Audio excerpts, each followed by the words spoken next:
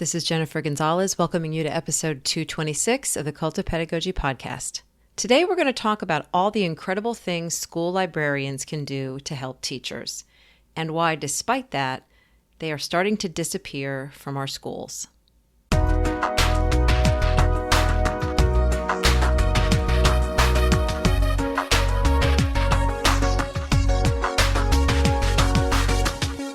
Here's what I used to think a librarian did.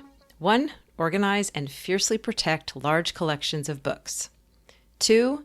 Check those books out to visitors. And 3. Shush people. As libraries started to house more technology, I added a fourth role: manage and protect the tech. That was about it. But over the last 10 years, whenever I set out to find information about teaching strategies, educational resources, technology for schools, or pretty much anything related to improving learning for our students, someone would inevitably pipe up and say, librarians can also help with that.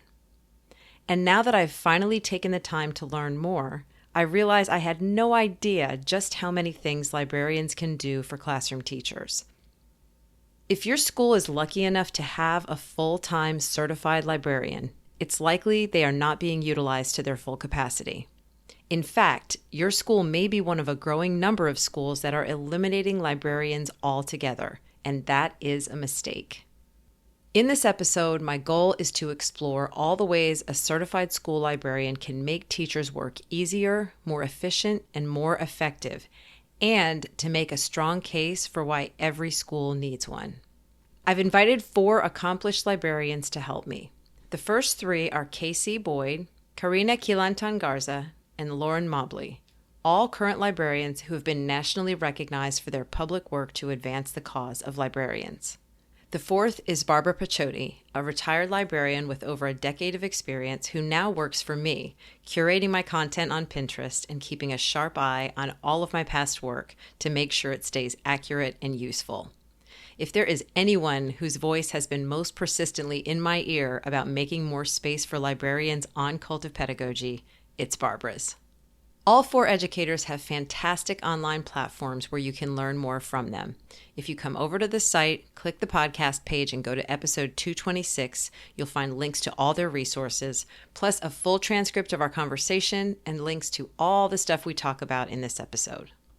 Before I play our conversation, I'd like to thank our sponsor, WeVideo, a cloud-based interactive video platform used by millions of educators and students. With WeVideo, educators have everything they need to create dynamic learning opportunities in the classroom. Easily assign pre-made video projects in just a few clicks and collaborate with learners in real time.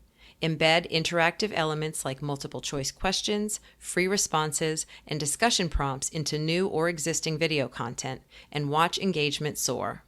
Meet students where they are, in a medium they love, and develop crucial 21st century skills like creativity, communication, critical thinking, and collaboration.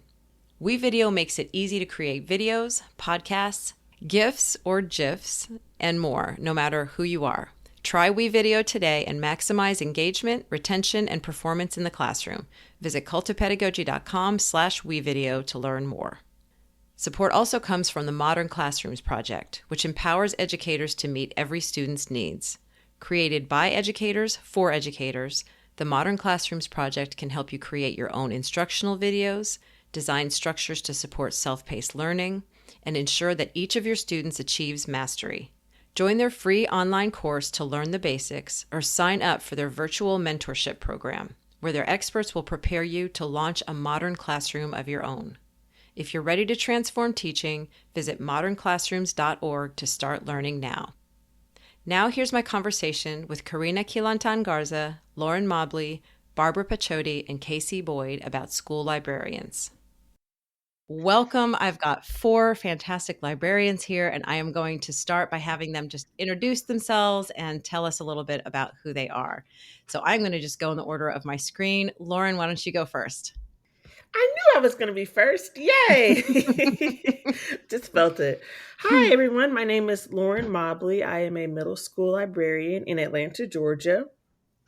I have been a school librarian for 3 years and am really passionate about getting kids who don't have any interest in reading somehow engaged. So I am all about collection development, sharing resources to support teachers and other librarians with kind of flipping their collections and making their spaces from dormant into dynamic places that everyone wants to be. I also host a school librarian podcast called Library Unlocked. So I'm so happy to be here and really excited to be with you, Jen. So thank you. Oh, thank you.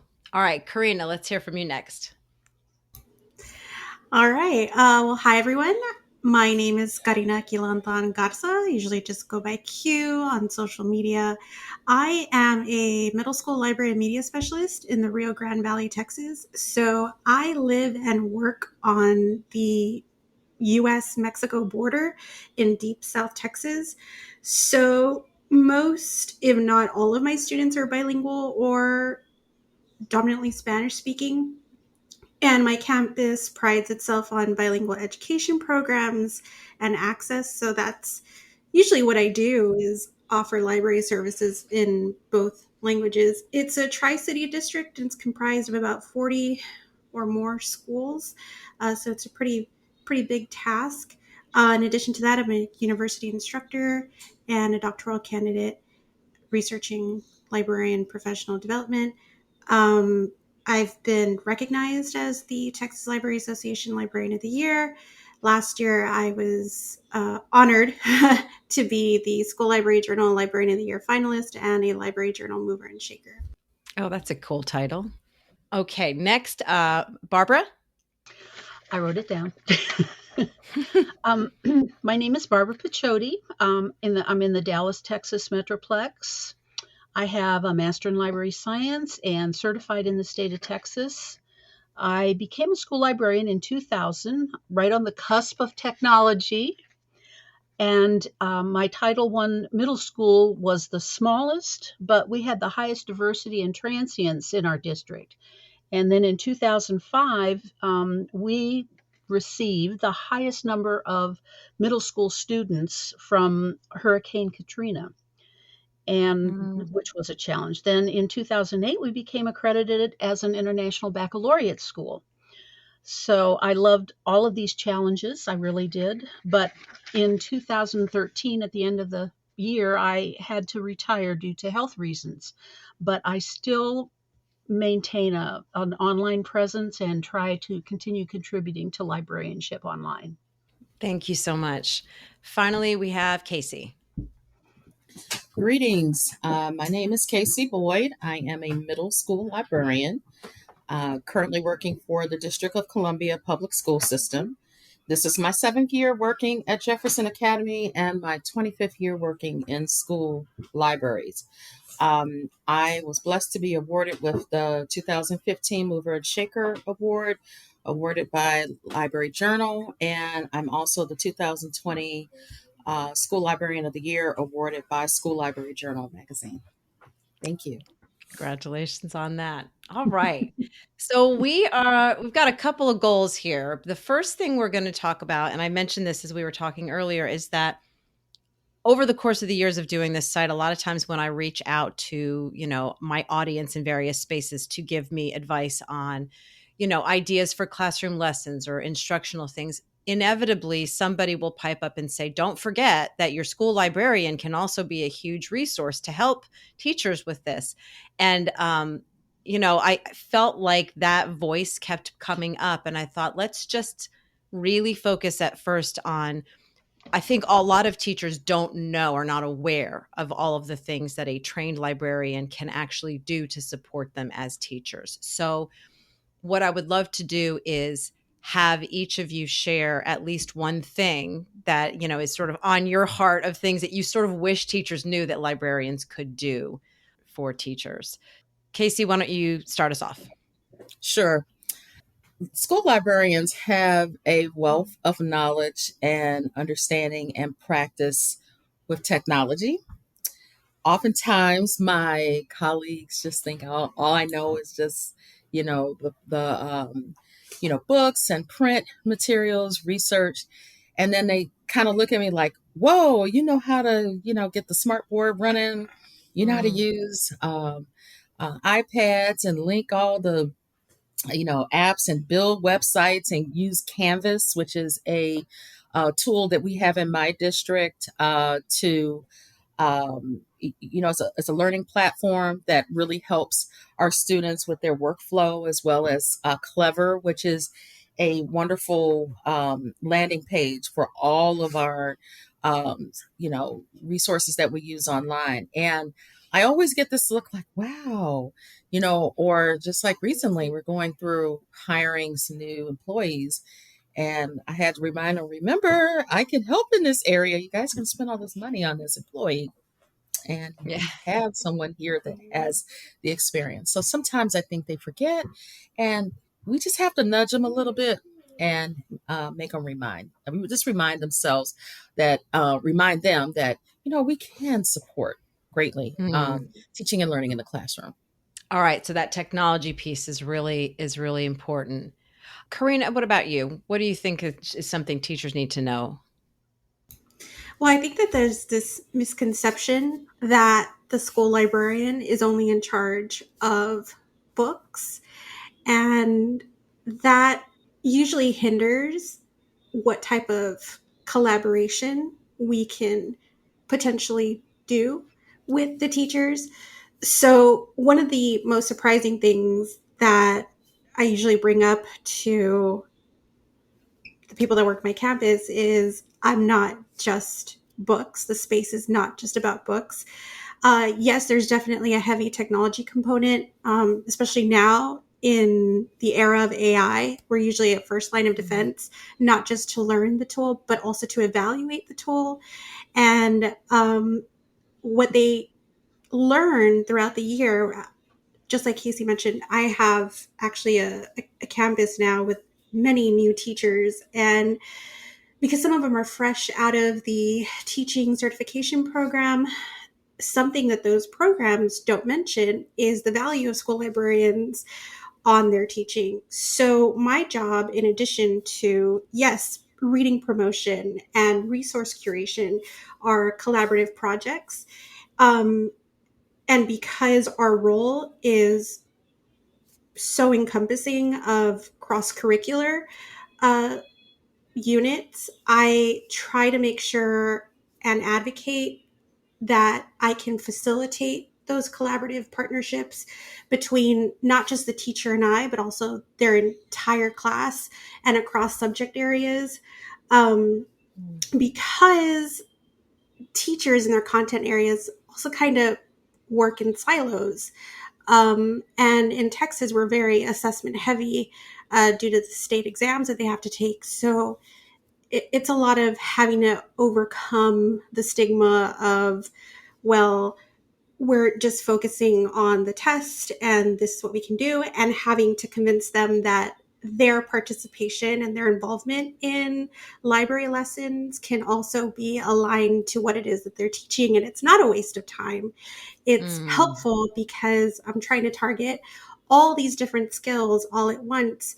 And they don't know that until they experience it. So I try to build partnerships with at least one or two teachers first, and then they kind of spread the word and they realize that the librarian and the library is more than just quiet spaces with just books. It can be rowdy, it can be messy, and that's what I hope that they gain when they visit. So I love it when they're surprised. When they walk in, they're like, oh my God, it's not quiet in here. I'm like, yeah, dude, I am the loudest one. So keep libraries loud, Yeah, that's great. That really does fly right in the face of sort of the stereotype of what a library is. Lauren, what about you? So I think that something teachers should know about librarians and how they can support them is by bringing so many creative ideas. And what I mean by that is, of course, we're over the books and we do technology, but if they're ever stumped and it's like, how do I approach this? Or I need an idea, they can always come to the school librarian and get some type of creative support and ideas for their class or some type of lesson that will enhance their instruction by making the lesson more engaging, more fun, and of course, hitting all those standards like Karina mentioned. I also wanted to say that they may not realize that the library, of course, is a safe space for students, but it's also a safe space for them. I have a lot of teachers who will come and they just want to take a second. They just want to take a second to sit down, or maybe they want to vent to me. So Yeah. really, it's a space where everybody, is welcome, including them. So if they need to get away and take a minute, they're welcome to do that too. And of course, get ideas when they feel like I don't know what to do. Yeah. Is that part of like a library science degree? Is the like instructional strategies, or is it just, I'm seeing everybody nodding. Yeah. Yeah, Yes, so yes, a lot of yes. our programs also teach us the instructional design process. So while they're focusing on the content, we're also trained to develop instructional materials and assess technology tools that'll fit seamlessly into their instruction. And that's something that I don't think they know either, is that we're trained in so many different areas and across different subjects. We're not just helping the ELA classes, which is often a huge misconception, just the reading and writing classes. We know a lot about mathematic tools and apps and different databases for social studies. And how else are we going to maximize these resources unless we're building those relationships with the teachers? And that comes from educating them first. Yeah. I don't think a lot of teachers know that. Definitely not. So I don't think a lot of teachers realize that most school librarians were actually teachers for a while before they became librarians. And in yeah. many states, it's required that you have teaching experience. So Mm. we get additional education about integrating various things into subject areas. So we come with our own background in education, plus our additional learning that we've gotten from our Right. um, advanced graduate education. Barbara, what else would you add to this question about things that Um, teachers, don't well, know? I want to make a shameless plug for the Teacher's Guide to Tech. I think every school librarian must have that in Okay, order to that's be my the thing. So she's plugging in my order to be yes, in order to be the tech guru of the building. One of the things that I think is real important is building research partnerships with teachers that don't realize how important that it is that we can do that. I actually went through and identified 46 national standards for middle school in various subject areas that either require or align with students doing research. And I usually try to actually create a lesson with a subject area and then take the lesson to the teacher so they can actually see visibly that this is what I can do to enhance your classroom activities. The other thing that I do is at the beginning of the year, I have actually a teacher orientation, much like the student orientations that we have. And I send out little invitations for them, and I customize parts of the library for different subject areas by displaying resources that we have and putting catalogs for additional resources that they can look through um, and suggest items to purchase. And I also have a little online activity on one of the databases that they can access for their particular subject area. And so they actually can see how to use that online project. And the other thing that I'm real big on is when I learned about a Kanban, I went nuts because it's a board that shows the progress of what you're doing. And I found it to be so valuable. I actually had it in my office initially and actually moved it out into the library bulletin board next to my circulation counter because it shows everybody what you're doing because uh, there's an online Google Doc that has 116 things that librarians do. And more than half of them were what I call invisible work. Mm. They're not seen. But when we have something like a Kanban there where they can document all the projects that we're working on for them and for their students, Mm. um, they come to realize what a important part of the campus and the curriculum that we really are. Yeah. Yeah.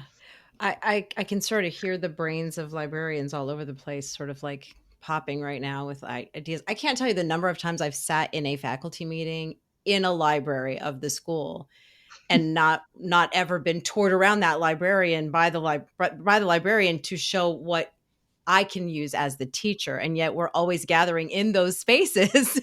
And so we bring our kids in there, but it's never been something directed to the faculty. So I think that's a really great idea. Plus, I have food. Food is absolutely necessary.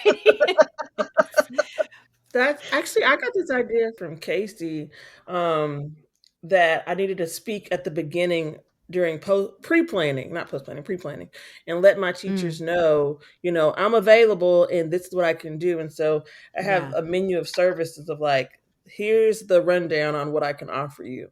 Of course, the paper wasn't enough. I kind of had to advocate for myself and my program, but by being vocal, like, hey, I'm here to help, made me more accessible and made overall and more welcoming for them to come and approach me. It sounds like school librarians have to do a lot of their own PR within their buildings to just let people know, here's what I can do for you. So that's great. Anybody else before we move to the next question want to like throw something else out there that teachers should be aware of? Yeah, that we have degrees and many of us have multiple advanced degrees. I remember when I first got started working at my school in DC, I put on my signature line all 3 of my master's degrees, the acronyms for it. And I had a couple of teachers that were like, whoa, you have to get a degree in library information science. See, and that's where that conversation comes in terms of it's actually a program, it's a curriculum that has to be followed. You are professionally trained. You just can't jump into this position. And this is one of the reasons why it's taken me 3 weeks before I could open the library up, because the person that was in it beforehand decided to genreify, got frustrated halfway through the process and quit. So these are little things that come up, and it's a teachable moment. And it's also helpful for everyone to get to know each other in terms of what the skill set is, because that's what is it valuable, in today's school, is the importance of using all of that talent in your building so you can support students to the highest capacity that, you can possibly support them in. Absolutely. So I have been made aware slightly, but you all probably know better than I do, that school librarians are at risk right now for several reasons. My understanding is that jobs are being cut in a lot of schools, and we are aware of the fact that the broader anti-CRT or anti-woke movement, librarians are kind of on the front lines of that also. So let's talk a little bit more about where these threats are coming from and, sort of what's going on. So Barbara, you're going to take this one first, and then we'll have everybody else add to that. Yeah, I came across this called the SLIDE report for school librarians, school librarian investigation, decline or evolution. And there's so much information in here, but I'm going to try to parse it as much as I can. In the 2021-22 school year, according to NCES data, 7.1 million U.S. students were in districts that had no school librarians. That is 35% of all local school districts. I find that astounding. Yeah. This report, it's a research study on the decline of school librarians and it covers the decade preceding COVID. Between 2010 and 2019, school librarians decreased by 20%, but teachers were reduced by only a little over 1%. During that same time period, instructional coordinators increased by 34%, district administrators by more than 16%, and school administrators by more than 15%. So clearly, admin were more important than school librarians. Right. And that's something directly from the report. This is actually a quote from the report. School funding alone is not sufficient to explain the presence or absence of librarians in a district. Surprisingly, districts spending the most and least per pupil are more likely to have school librarians than districts in between. I thought that was pretty interesting too. Mm. Um, and finally, summarizing, schools who lost and are without librarians are predominantly high poverty and non-white, Hispanic, with high numbers of English language learners.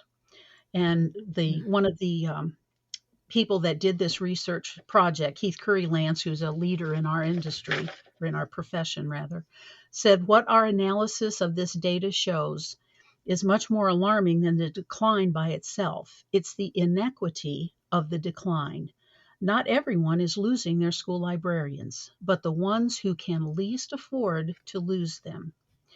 And then the co-author of this, Deborah Catchell, says that students who seem to benefit from and need school librarians the most were in the districts that were less likely to have them.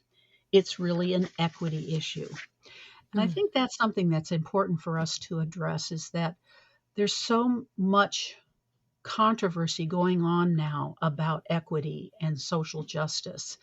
And I don't know that people realize that librarians are caught up in that, not just because of the banned book issue, but because of the whole idea of having a school librarian at all. Mm-hmm. Karina, I'm going to go to you next, because this seems very close to sort of your own background in terms of getting a library going. If I'm remembering your story correctly, that you sort of were able to raise funds for a library to even exist in a school that didn't have one. Well, when I first, when I started teaching, I worked at two schools. One was a middle school, the other was labeled as a junior high, and they did not have a full-time librarian, and it was actually closed off to the teachers. One of them was due to litigation because of a hurricane that passed through our area, and the other one, well, was because of not having a school librarian. When I think that's what motivated me to go into the library and become a librarian, was because as an ELA teacher, I knew I was a library kid, right? Growing up, I knew that my job was to provide rich literary experiences for my students. A huge indicator of success for my students, because they live on the border, and a lot of them can be considered undocumented, don't have the means to travel or get these experiences that give them that background knowledge. So I tried to fill that gap by the readings that I offered in the classroom. And when we finally got a librarian at one of my campuses, and, having these conversations with her, she was the one that encouraged me to go to library school.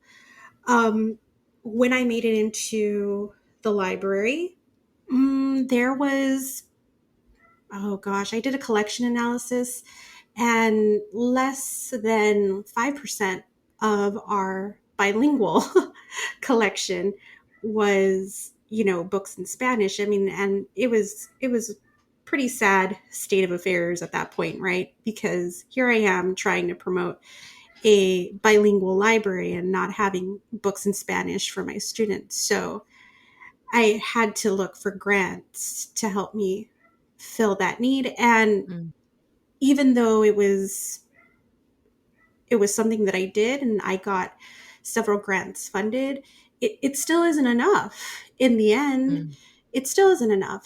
And I think, and this is just my opinion, but I think what needs to happen are more grassroots movements from librarians and educators to convince these political stakeholders and help them realize that funding is so important. Granted, education funding is so important, right? Every year I hear that there's cutbacks. Every year I hear that roles are being cut. Like in Houston, just recently, They made their library centers detention centers, and they said it was to increase reading scores, literacy scores, right? How that makes sense, I have no idea, right? Because that is the logic I do not understand. Even as a parent, I can't imagine seeing my kid go to his library and see nothing but desks in rows instead of a librarian doing read alouds and working with Ozobots and helping teachers. It takes the spirit out of what we call the heart of the school. And a lot of it comes from the misconceptions about our role. And that's something that we've already discussed, right? There's a lot of emphasis on standardized testing, and schools prioritize testing resources and staffing towards the subjects that are directly tested. And it marginalizes the support for library programs and librarians. And they may view us as outdated or irrelevant. And it's a failure to recognize that our roles are in constant evolution. We're evolving as hubs for information literacy, resource support, research support, and technology integration, in addition to literacy. So we face a lot of these challenges. And as much as we try to do to advocate strong advocacy efforts, I think these decision makers may just, overlook the contributions that we make. And it's so important, like you said, we're our own marketers and our own PR, which is why I make it a habit to put out a 6 weeks newsletter at the end of the 6 weeks and tag everybody on social media, create a social media account, not just for myself, but also the school library, offer news bulletins, put out tech tutorials for the teachers, for the students, for the parents in English and Spanish, and everything that I can possibly do, not only because I know that it's the right thing to do, but I also have standards that I need to hit, right? Not just the knowledge and skills standards for each subject area, but also the Texas Library standards, the AASL standards, looking at the Future Ready Learning Frameworks and ISTE standards. And that's what people don't realize, is that we're taking into consideration all these things, and we're trying to shift the mindset because there are changing educational priorities. Yeah. Who would like to go next? We've got Lauren and Casey that you can go next on this topic of the decrease in librarians. I'll piggyback. Okay. Great points, Karina. That it's so important to advocate, and this is, I think, social media is a really big component now. Of course, community newsletters, and I'm so enamored by Michael Threets, the public librarian, and I hope that some of that will spread. Some of that love for libraries that he's kind of generating will spread to school librarians, because a lot of it is they just don't know. And they think that it's supposed to be a quiet place. They don't know we do technology. They don't know we have all these skills and these degrees. And you can, shout it from the rooftops. But it kind of takes a community of everybody and a mindset shift, like Karina mentioned, about what's possible and what we do, so that everyone can see our value. And it really is disheartening that we have to prove our value, because I don't think that it's like that for other positions. So we're always kind of fighting to show, hey, I'm a resource. I can do this. I can help you. I have all these tools, and it's hard work, but if we all pitch in and do it, then it can make a big difference. Casey, what do you think about all this? I work in a district that is under mayoral control. And when you unpack that and you look at different large urban cities across the country, many of them are under mayoral control. So that means you have more people sitting at the table making some decisions that are not exactly, they don't exactly have a background in education.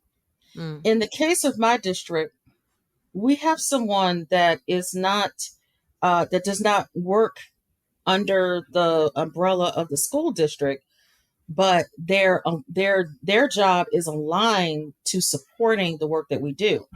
Ironically, they were a superintendent. And so I say all that to say that sometimes the threats can come from within your organization.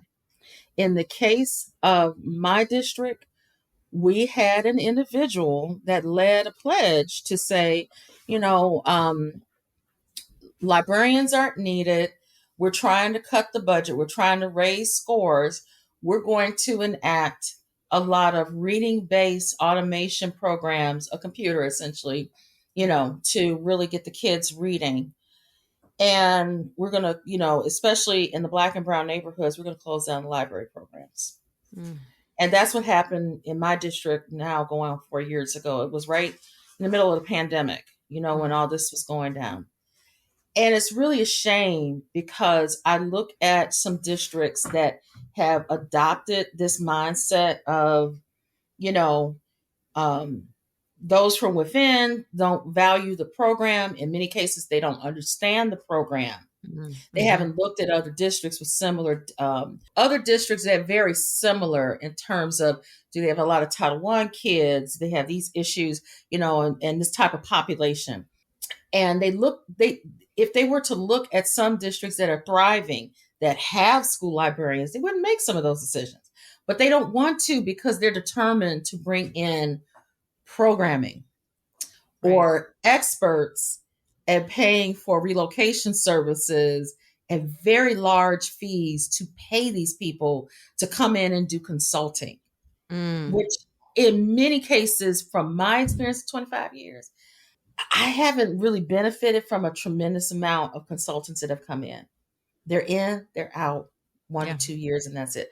But the thing that really just rocks my boat is that how folks want to just wipe off the library program with a stroke of a pen, and they don't recognize the hurt and the problems that occur, as well as some of them have the mindset of, we have public libraries. We don't need a school librarian.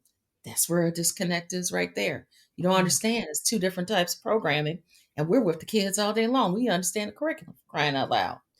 So the threats from within are very serious. And though in our case, it's calmed down, it's going to ramp back up, and it'll ramp back up every couple of years. And we have to get on that boat of, we have to advocate for ourselves and pull the entire community behind us. But it's a shame that we have to deal with this internal threats. Yeah.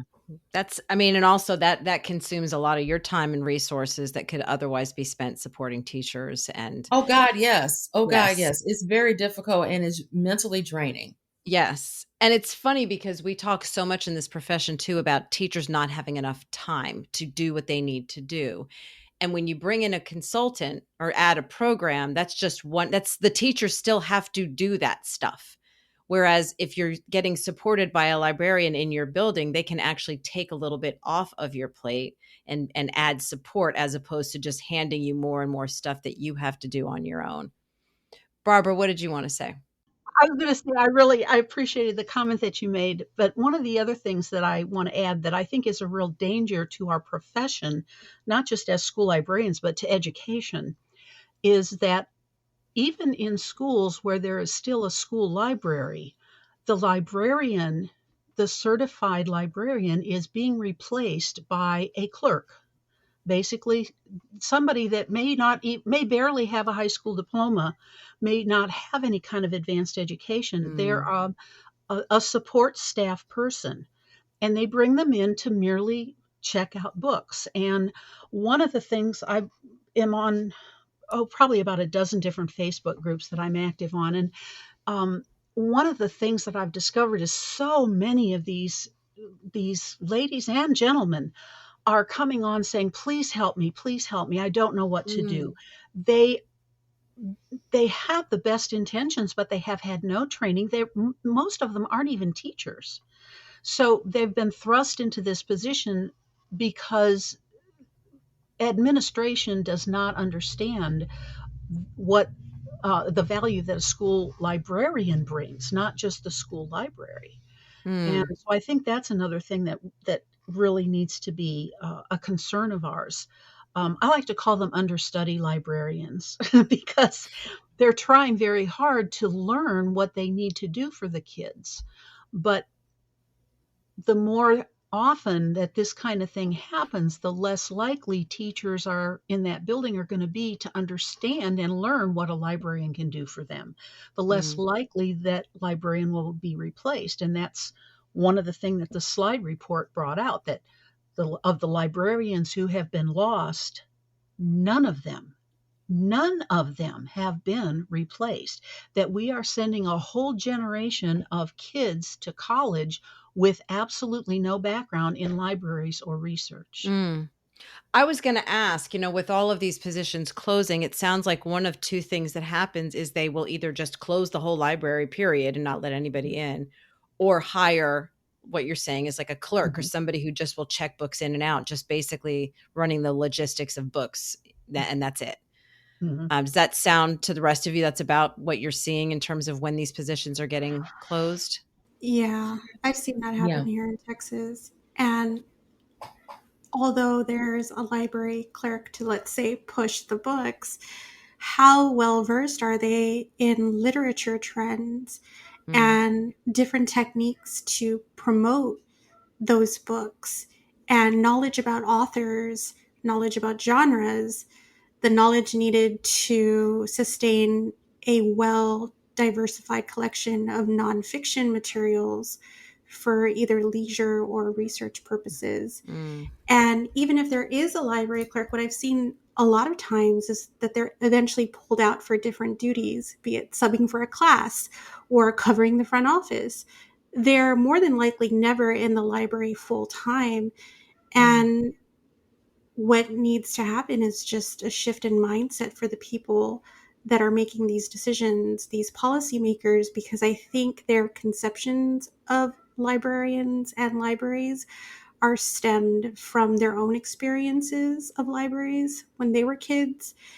And Mm. what we're trying to do is promote a new generation of well celebrated and beautifully crafted library programs that engage not just the students, but teachers and just the overall community.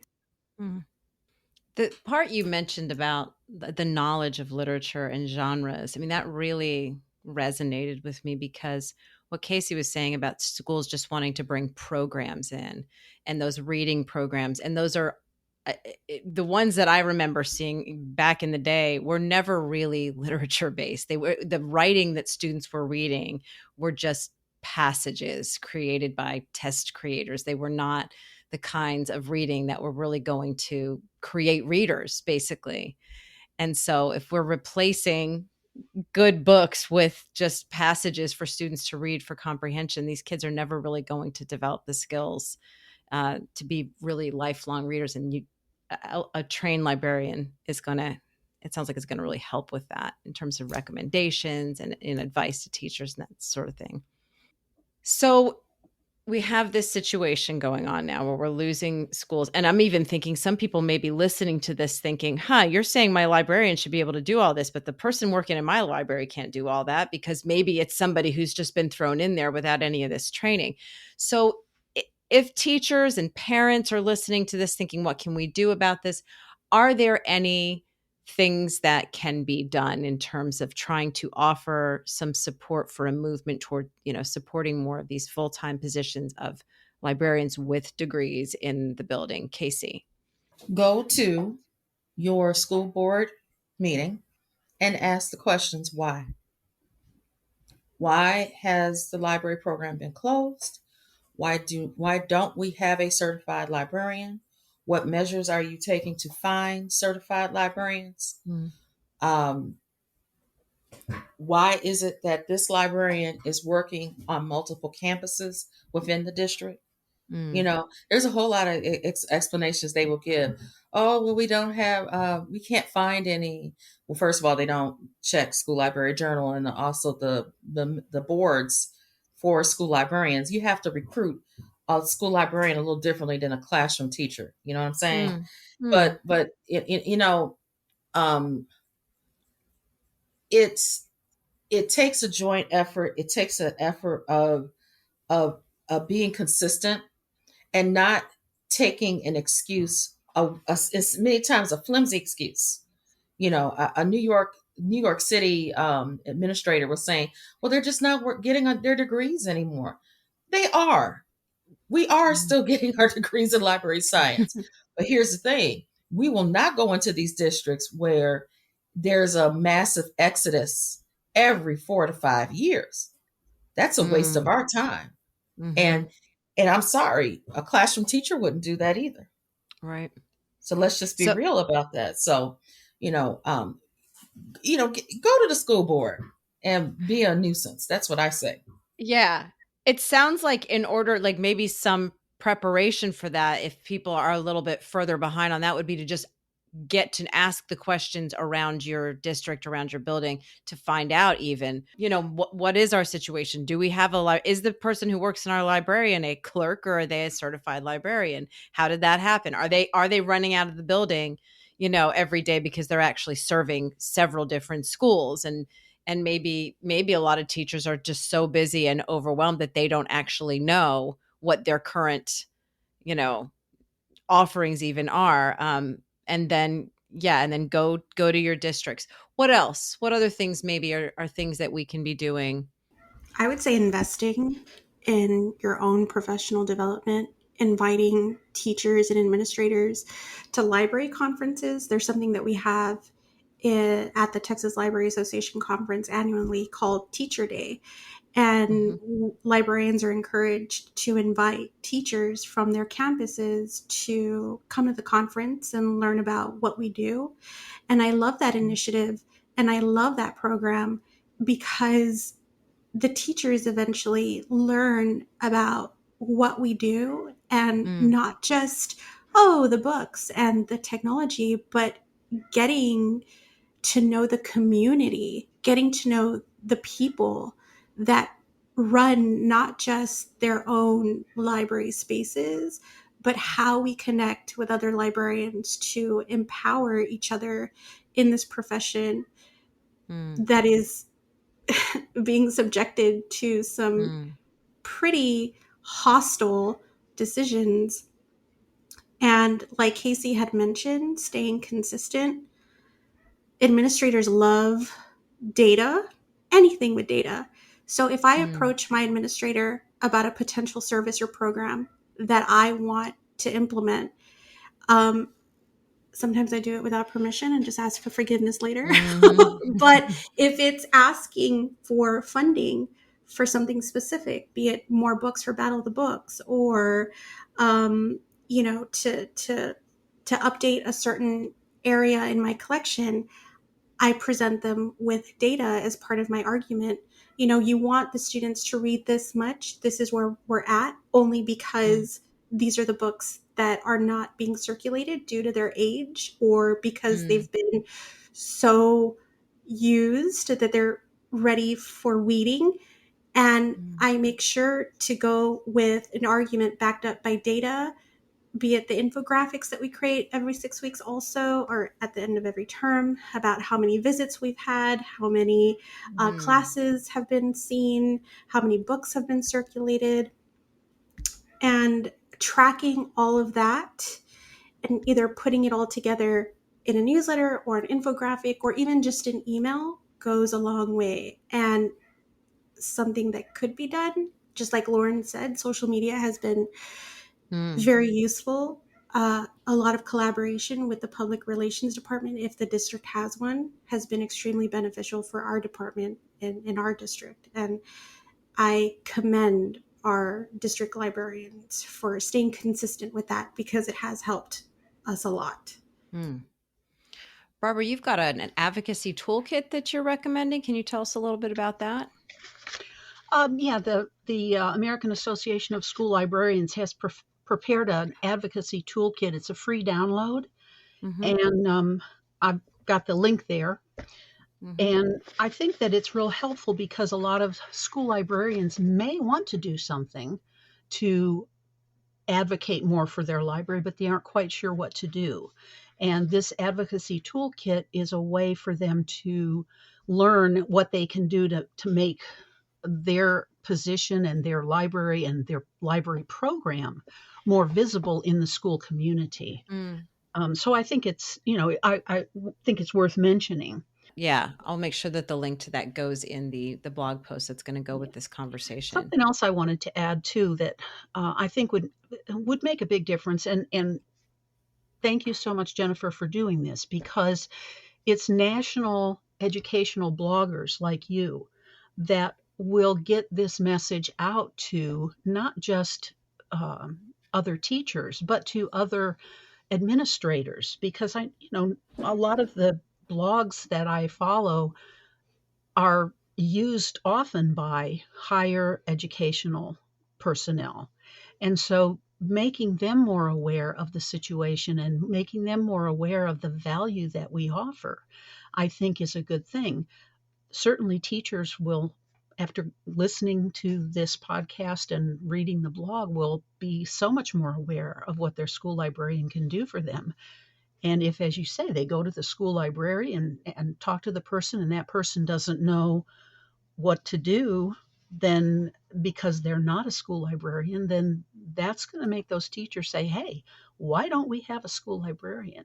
So on a national level, I think that people who address the national education community as a whole can be very helpful in making the information that we share here more well known. Yeah, I hope so. Casey. I want to piggyback a little bit on what Barbara said. AASL, of course, is a organization that many of us pay membership into that is there to support us. But I truly believe in order to fight these fights that are very new to the field of library information science as it pertains to school librarianship, we have to spread our reach out to other organizations that have specialties in dealing with advocacy. One I'm thinking about off the top of my head is Every Library. Every Library was very, very instrumental in our win in DC because every library understands the political side of librarianship and how to get those wins and get on the referendums and get us to be a part of a talking point for a particular candidate. And see, I didn't know anything about that because only thing I did was just go to the voting booth and vote, cast my vote, and I was gone. I didn't understand all this other stuff about the political side of this. And John Kraska, who is the president of Every Library, taught us just that. Penn America, can't say enough about them. Penn America has really stood up for school librarians in this fight with dealing with all this craziness, in terms of us trying to just wade through all these problems that are just have come to our front doorstep with book bans. And they have stood very strong and tall with us. And of course, NEA has really been a big help to us as well. So, here you have 3 different organizations that have 3 different focuses. Some of them are strictly for libraries and some are just for education, period. But at the end of the day, they're here to support and help. And I think that we do have to stretch beyond the American Library Association, which is great. But the more voices we have in this fight, the better chance we have in winning it. Yeah. Okay. So there's a call to action to those organizations, other organizations that might be able to also join forces with you to get this message out a little bit more. So what I would like to end with, we're gonna find out where all of you can be found online in a few minutes. But my last question for you that's got any meat to it is, in your opinion, why are librarians essential in schools? And Lauren, since we haven't heard from you in a little bit, let's have you go first. Oh, I'd love to. Libraries are essential in schools because they are hubs that everyone can kind of go to and gas up. Students come there to feel seen, to feel welcome, to feel safe, to get their fix of books, to talk to the friends, to learn. And teachers Mm. can go there to get resources. Um, Also, I like to talk about, school librarians are able to use the space. And so I've had a lot of classes who will just come and kind of just be.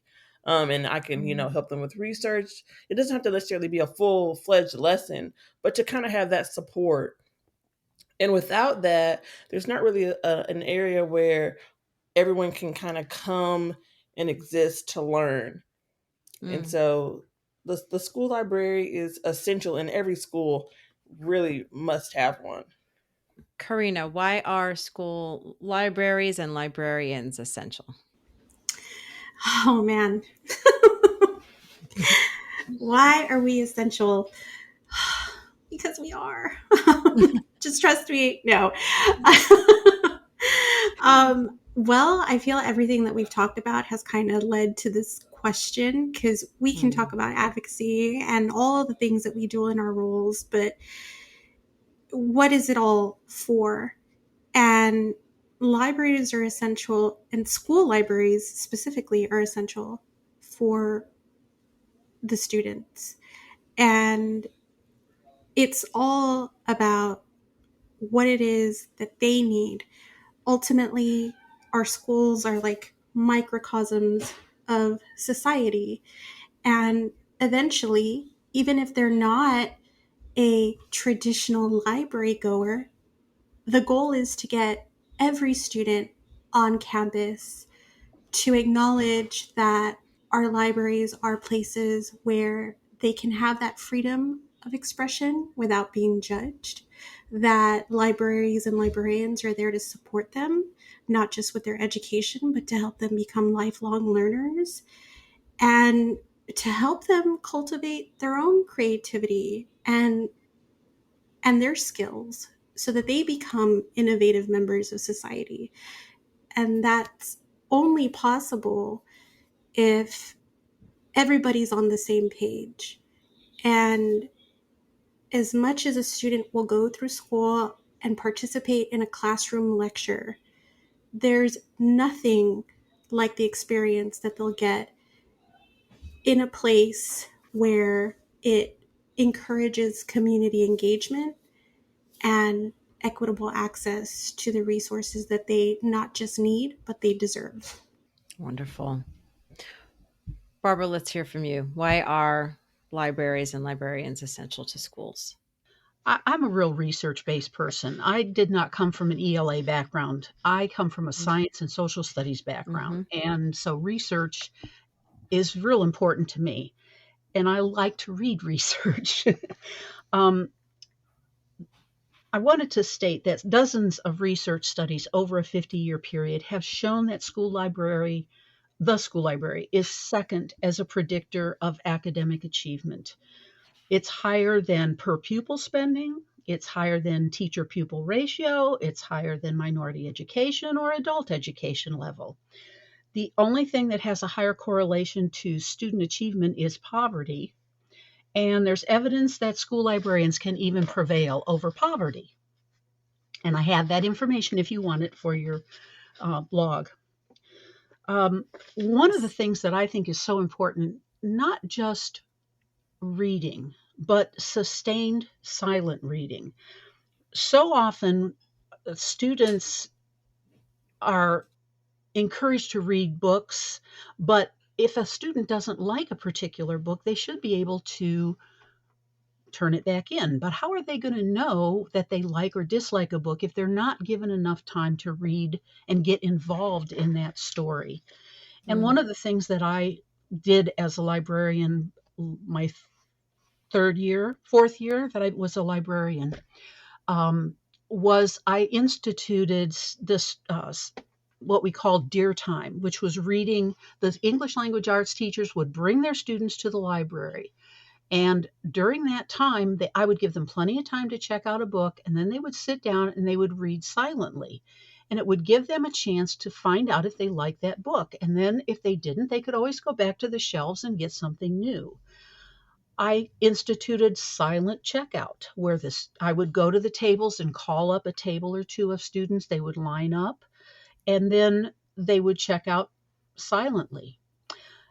This was so successful. This program was so successful that in a 4-year period, our reading scores on our state tests went up about 20 points.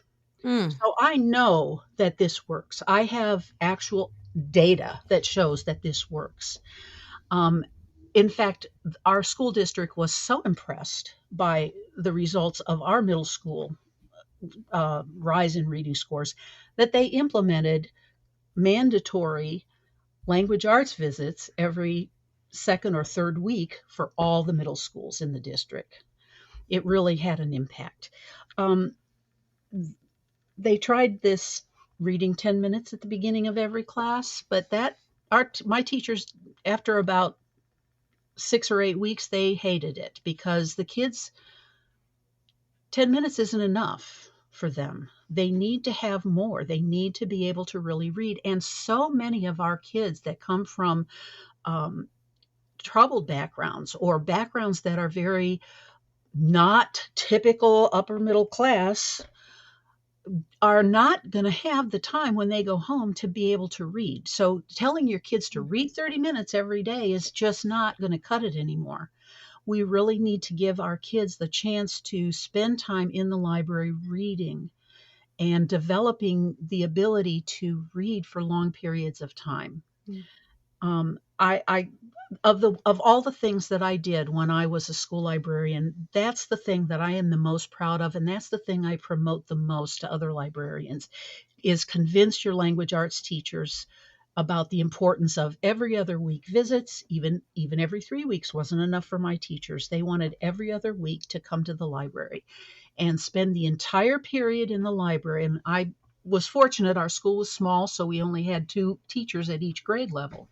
So you might have to space it out a little bit, but allow the kids to come in and spend the entire period in the library. And the teachers would read as well. And it was just such a rewarding experience, and it really works. That being said, I also think that the library has to be a multifaceted learning space. And I know that there's so much more emphasis now on having maker spaces and things like that. And while I think it's very important for the library to be a multifaceted learning space, I think it's important for us to remember that our primary purpose as a school librarian is to support our teachers and the curriculum that they're teaching. So whatever we can do to focus on that is going to be essential, because that's what we're there for. Let's finish with Casey. Why are libraries and librarians essential? Well, libraries and librarians are essential because they're everything. It changed lives. And being, working 25 years in a school library, I have seen lives that have been impacted and changed for the better. I've had a number of kids that have come through my doors that come from different backgrounds, beliefs, cultures, religions, and they come through the doors and they feel welcomed and affirmed. They feel safe, and they feel that their voice can be heard. And we don't have many spaces in the school where all that comes together. And this is why we have to have this space for these kids. And especially for me, I've worked in K-12 libraries in different moments in my career. And now I'm back working in middle school. And after being out of middle school for 10 years, and I've observed my students are self-identifying themselves within the LGBTQ plus community.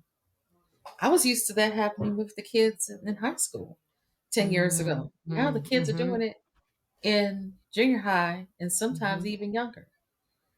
Why not have this specific space for kids so that they can feel loved and affirmed and they can learn more about themselves and the world in which they live in. So libraries are everything. They are essential. They are places where our kids can grow and they can thrive. And they should be in every school across this country. And if it isn't, then we need to figure out a way to make it happen. So the last question I'm going to ask all of you, you're all doing great work online. And so where would be the best place for people to find you and connect with you online? Casey, we'll go ahead and start with you and work our way backwards. Sure, no problem. You can find me everywhere, pretty much online, at boss_librarian. My students gave me that nickname several years ago because they said, "Dang, she's so doggone bossy." So it's stuck. So boss_librarian. Okay. And Barbara. Well, one of my teachers called me the goddess of all that is known. I was very flattered about that. It's my favorite thing. I just loved it. I have a blog called Looking Backward, but the easiest way to find me in just about any place is typing in nosweatlibrary.org. I also am on Facebook and Twitter, Twitter, as Barupa Tex, BARUPATX. That's it. All right. 3 different spots. And you actually do kind of a lot of work to help other librarians also. Like you've shared a lot of your secrets based on your own experience as a librarian through your stuff. So if people are not aware of it, they should go and check that out for sure. Thank you so much. And Karina, where can people find you online? Well, I do have a blog, qthelibrarian.weebly.com, Q the Librarian on social media, X and Instagram. And is it a letter Q or is it it's CUE, right? Yeah, so Okay. it's spelled CUE, the Librarian. Okay, cool. And then Lauren. So you can find me online at Mobley in the Mix and mobleyinthemix.com. Awesome. All right. Thank you all for spending this hour plus talking about this. Hopefully, as Barbara was saying, we can get this stuff into more people's awareness and hope to sort of fortify the movement in general so that we can strengthen libraries in our schools. And thank you so much for the work that you're doing out there to support libraries. For links to all the resources mentioned in this episode and to read a full transcript of our conversation, visit cultofpedagogy.com, click podcast, and choose episode 226. To get a bi-monthly email from me about my newest blog posts, podcast episodes, courses, and products, sign up for my mailing list at cultofpedagogy.com/subscribe. Thanks so much for listening and have a great day.